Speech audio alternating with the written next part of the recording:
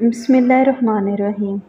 दोस्तों, आज से तकरीबन 882 साल पहले की बात है कि सुल्तान नूरुद्दीन महमूद ज़ंगी रहमतुल्लाह अलैह मामूल के मुताबिक रात के नवाफिल और वज़ाइफ से फ़ारिग हुए और सो गए।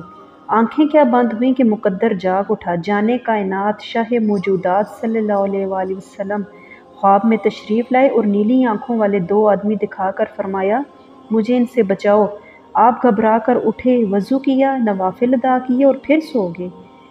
3 बार सुल्तान महमूद ज़ंगी ने ख्वाब देखा और 3 बार ऐसा ही हुआ। आपने रात ही में अपने वज़ीर को बुलाया, मशवरा हुआ और अगली सुबह ही बहुत सा माल लेकर मदीना मुनव्वरा की जानब चल पड़े। 16 दिन के सफ़र के बाद मदीना मुनव्वरा पहुँचे। शहर से बाहर ही गुस्ल किया, फिर शहर में दाखिल हुए। रियाजुल जन्ना में नवाफिल अदा किए और रोज़े रसूल पर हाज़िरी देने के बाद मस्जिद ही में बैठ के सब अहले मदीना को बुलाया गया कि सुल्तान तशरीफ़ लाए हैं और नजराने तकसीम करना चाहते हैं। दोस्तों, मदीना के हर फर्द को नजराना दिया गया, लेकिन जो मतलूबा अफराद थे जिनके लिए सुल्तान महमूद ज़ंगी तशरीफ़ लाए थे वो नज़र न आए।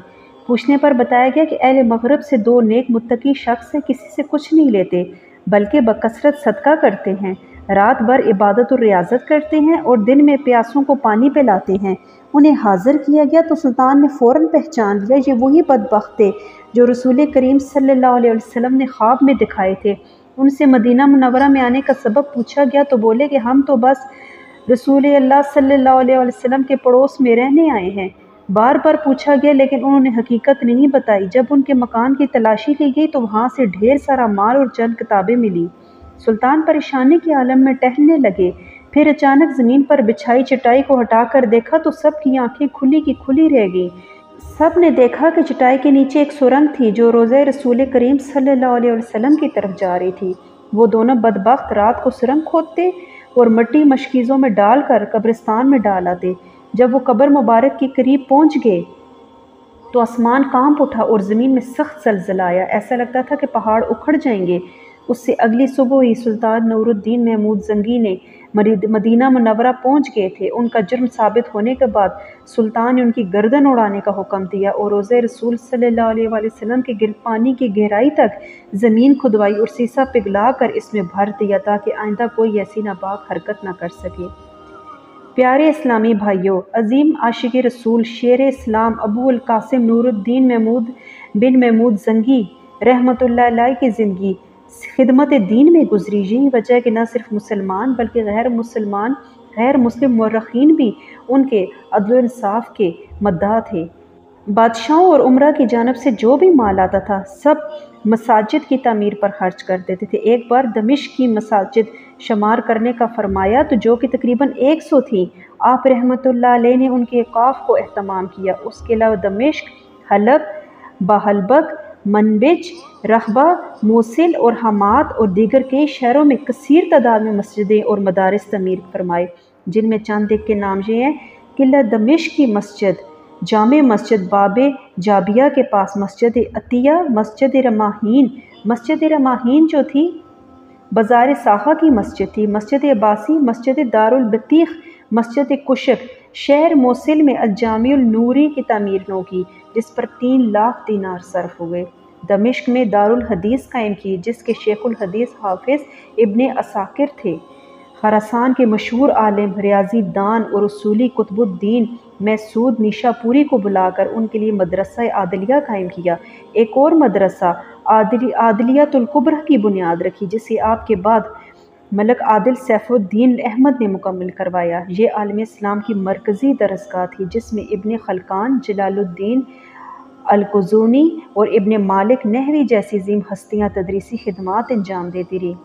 दोस्तों, मैदान ओहद में एक कुआं था जो सैलाब की वजह से बंद हो गया था। आप रहमतुल्लाह अलैह ने उसे दोबारा जारी करवाया। दमिश्क के तंग बाज़ारों को कुशादा किया। मुख्तलिफ शहरों में खानकाएँ, पुल, मुसाफिर खाने और अस्पताल बनाए। मदीना मुनव्वरा के गिर्द हफाजती दीवार की तामीर मुकम्मल की। मनकूल है कि सुल्तान नूरुद्दीन महमूद ज़ंगी मिस्र के मकाम पर कुफ़ार से बरसरे पैकार थे। आप 20 दिन रोज़े से रहे और सिर्फ पानी से अफ्तार किया, जिसके सबब काफ़ी कमज़ोर हो गए थे, लेकिन आपकी रूह की वजह से किसी को भी आपसे बात करने की जुर्रत न होती थी। नमाज पढ़ाने के लिए मुकर्रर इमाम साहिब हज़रत यहया رحمۃ اللہ نے خواب میں سرکار دو عالم صلی اللہ علیہ وسلم کی زیارت کی۔ نبی پاک نے فرمایا، اے یکشا نور الدین کو دمیات سے کفار کی شکست کی خوشخبری سنا دو۔ انہوں نے عرض کیا، یا رسول اللہ، وہ میری تصدیق کیسے کریں گے؟ فرمایا، اسے کہنا یوم حارم۔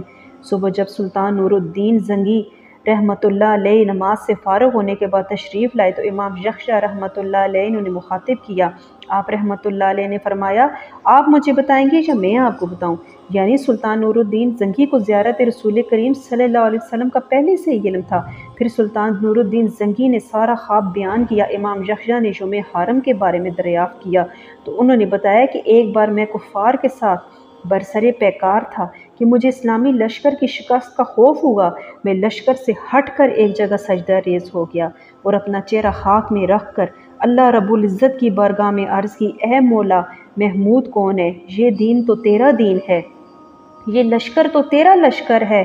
آج تو ان کے ساتھ وہی معاملہ فرما جو تیرے کرم کے لائق ہے۔ بس اللہ نے ہمیں فتح عطا فرمائی۔ آپ رحمۃ اللہ نے 50 سے زائد شہر اور قلعے فتح کیے۔ آپ رحمۃ اللہ علیہ کا اپنے غلاموں کے ساتھ جو مثالی سلوک تھا، اس کی مثال نہیں ملتی۔ جو غلام بالغ ہو جاتے اسے آزاد فرما دیتے اور اس کا نکاح کرتے۔ عشر اور جزیہ کے علاوہ ہر طرح کے ٹیکس معاف فرما دیے، ختم کر دیے۔ شراب کی خرید و فروخت پر بھی سخت پابندی لگائی اور جو شراب پیتے تھے، پینے والوں پر حد شرعی جاری فرمایا۔